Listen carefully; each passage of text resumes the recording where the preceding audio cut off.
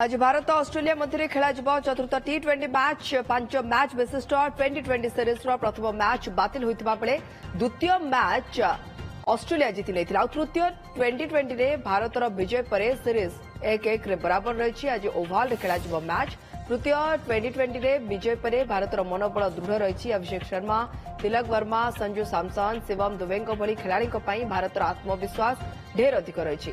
अभिज्ञ द्रुत बोलर जसप्रीत बुमरा प्रत्यावर्तन करुछंती। 2008 मसीह भारत को ऑस्ट्रेलिया कौनसी टी20 श्रृंखला हराई। आज भारत ऑस्ट्रेलिया मध्य खेल चतुर्थ टी20 मैच 5 मैच विशिष्ट 2020 सीरीज प्रथम मैच बातिल होता बेले द्वितीय मैच ऑस्ट्रेलिया जीति नहीं तृतीय टी20 रे भारतर विजय पर सीरीज 1-1 बराबर रही। आज ओभाल खेल मैच तृतीय टी20 रे विजय पर भारतर मनोबल दृढ़ रही। अभिषेक शर्मा, तिलक वर्मा, संजू सैमसन, शिवम दुबे भली खेलाड़ी भारतर आत्मविश्वास ढेर अधिक रही। अभिज्ञ द्रुत बोलर जसप्रीत बुमरा प्रत्यावर्तन करुछंती। 2008 मसीह भारत को ऑस्ट्रेलिया कौनसी टी20 श्रृंखला हराई।